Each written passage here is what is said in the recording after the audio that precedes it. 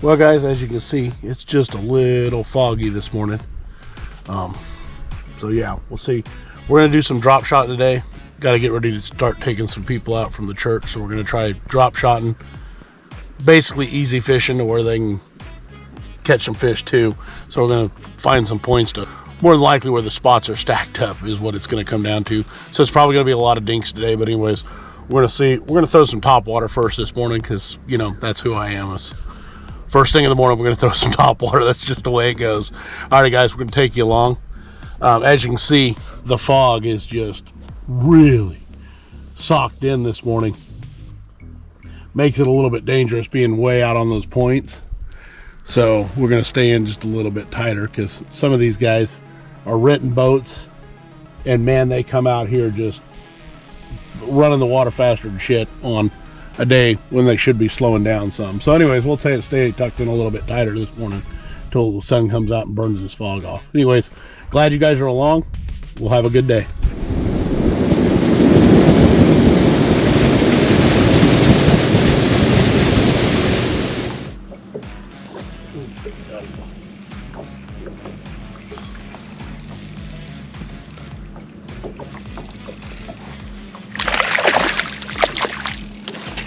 Pretty nice little spot.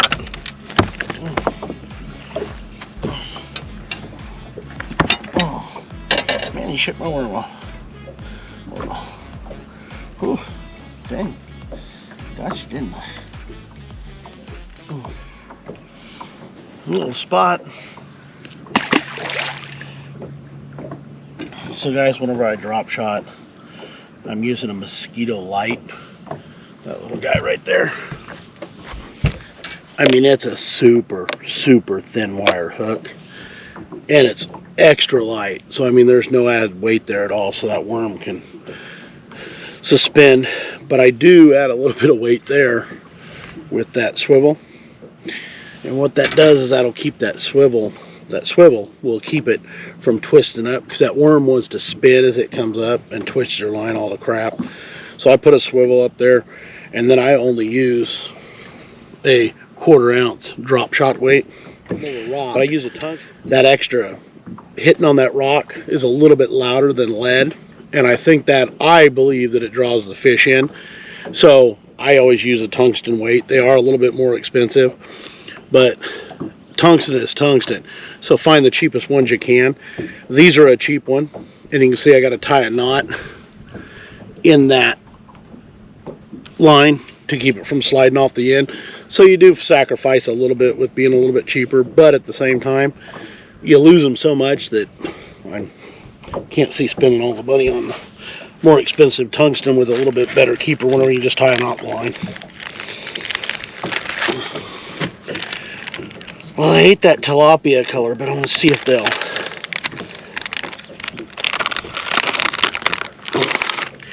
eat a damn Dream Shot in Morning Dawn. This is a pretty good bait. I really like it. And they weren't eating the crap out of that tilapia color. So let's see what this does.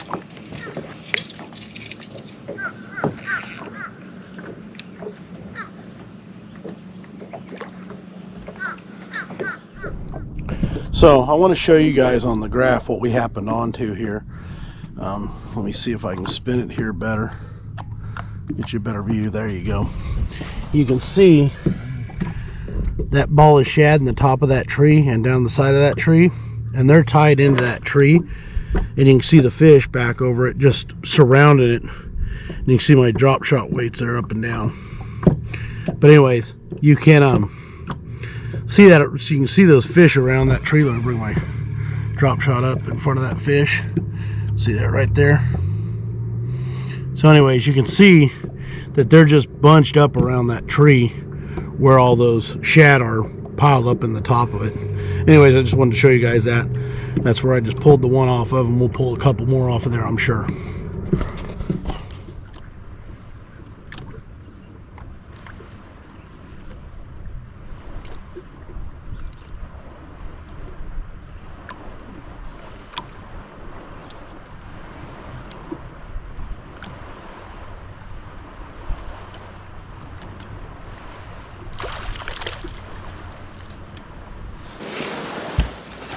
So that's off that,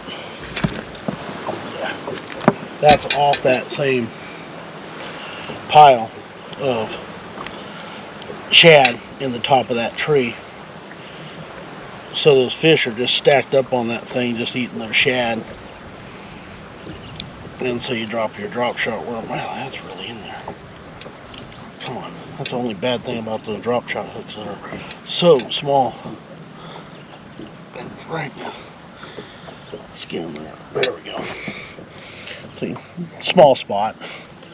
But anyways, so they're just stacked up in there. So what we're doing, like I say, we're just dropping it down in that ball of shad and letting it come through the ball of shad, and then bringing it back up through that ball of shad. And as soon as they see something a little bit different, they'll just eat it.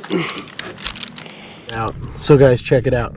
All right, so that is where we're pulling them out of. Still, same tree with all the shad around it, as you can see. And you can see the fish moving in and out around it. You can see the fish down here below, and they'll come through those shad, just eating those shad. It's pretty cool. Anyways, just wanted to show you that.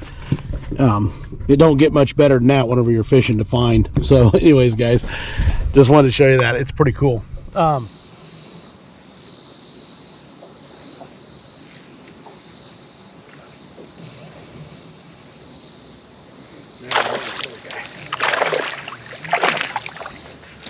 Boy, they are sure eating that Keitech today.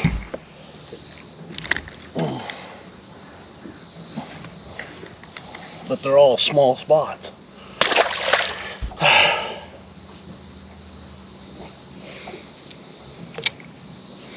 We gotta go see if we can find some bigger fish, guys.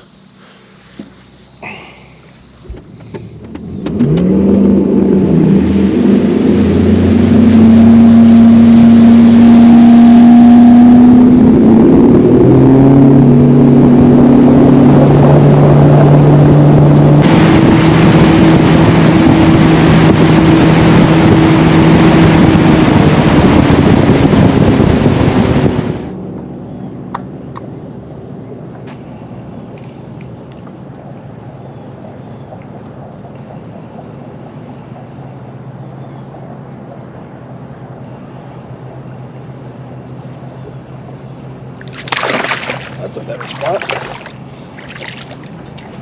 2.8 Keitech.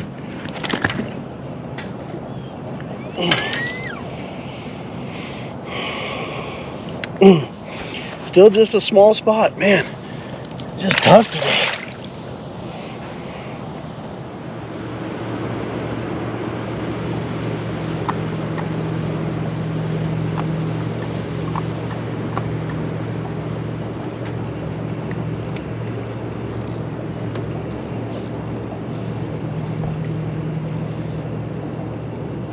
That feels like a little bit better fish.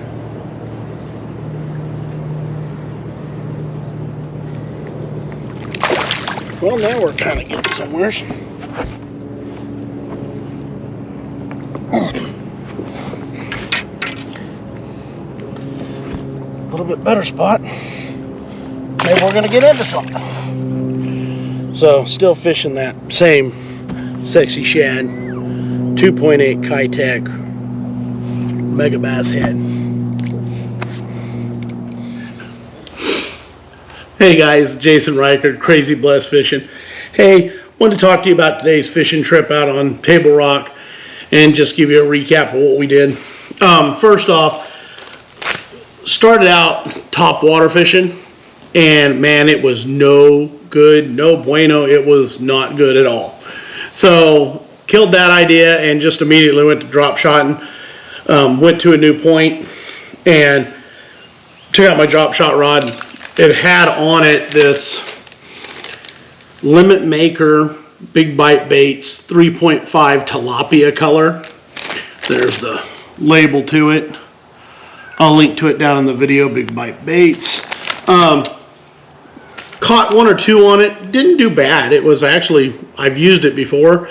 It's been an alright bait. I bought these whenever I couldn't find the Smallie Smasher.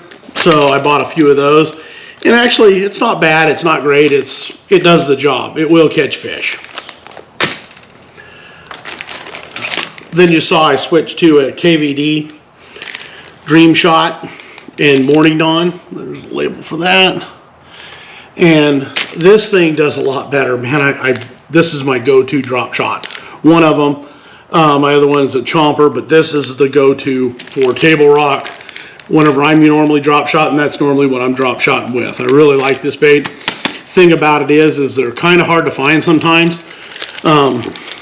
Whenever I do find them, I buy 4 or 5 packs, just because the fact is that sometimes they're hard to come by. So keep that in mind whenever you're out looking for them, if you're going to pick some up in that Morning Dawn color. That, yeah, sometimes if you find them, you might want to grab more than one. The other thing we were catching them on at the end there was 2.8 Keitech. That's the original Sexy Shad in the Swing Impact Fat. I normally fish with the new, I guess it's the new Sexy Shad. It's not the original Sexy Shad. Just happened to grab these up. They were working okay. It wasn't bad. It wasn't great. But the fishing just hasn't been great in the past 2 weeks anyways. So anyways, using those. What I do want to talk to you guys about is the head that I use. This swim bait head is the Mega Bass swim bait. Yeah, this is the Shad Kill color. Spawn Kill color, sorry. Spawn Kill. 16th ounce. This thing, I'm telling you guys, I don't know what it is about it, but with that 16th ounce, it slows, its fall is much slower. And I think that makes all the difference in the world. I think it keeps it in that strike zone, keeps it in front of that fish's nose longer. And I think it makes a difference, believe me. So anyways, give that a try. I don't know that the head makes a big difference. I like the way the keeper is to keep the bait on the head. But other than that, I mean, 16th ounce, I don't think it's going to really matter in a different head. That's just the 16th ounce that I prefer. Also, whenever I'm fishing that really light swim bait, I use a spinning rod. And so with that spinning rod, I've got a new one here. Got an old reel on it. It's got a Stratic CI4 Plus. Really like this reel. They don't make it anymore, but it was super lightweight. It was just a really nice reel. I've got a couple of them, and man, I love them. They're just absolutely weigh nothing. I think they're like 5.6 ounces or something, just crazy light. But this new Veritas rod, Veritas EMA spinning rod, it is a, what size is this thing? I think it's a 7 foot. Yep, 7 foot, medium fast. I can't say enough about this rod, guys. I mean, I absolutely love it. Made right here in the USA, but made right here in Harrison, Arkansas, about 20 minutes south of me by Jewel Baits. Man, I love this thing. I absolutely am just crazy about this rod. I'm not a big spinning rod guy, but I can tell you what, I absolutely love this thing. The only, I've not had a better small swim bait rod ever. Hands down, period, just not had a better one. Whenever I'm fishing drop shot, I do use a Corrado, Shimano Corrado. This is a medium light, 7 foot. It's a really good rod for drop shot. That's about the only thing it's good for, though, for the sure simple fact that it's so light, but you can't set a hook for anything else. I guess it could probably do a Ned rig, but I just don't use it for that. I only use it for drop shot. So those are the two I was using today. Both of them have CI4 pluses, the Stratic, and I like I say, I can't say enough about that reel. You can see the iterations there of the difference of the reels as they were going through their iteration of design, and they just stopped making it. I don't know why. I bought a Vanford the other day. I think it's the replacement for it. It sure feels like it. It's super light. I like it, but it's still not as smooth as these CI Plus 4 pluses. So if you run across one of these, I'd pick it up if you can find one anywhere. Anyways, guys, hope you came with us today and enjoyed the ride. It was a lot of fun. I'm waiting for some cooler weather. Looking forward to it. Looking for the cooler nights. and get into some fall fishing, but that's a little ways away, so we're going to be doing a lot of finesse here over the next month and a half. Anyways, guys, thank you guys for subscribing. Hit the like button, and we'll see you on the water.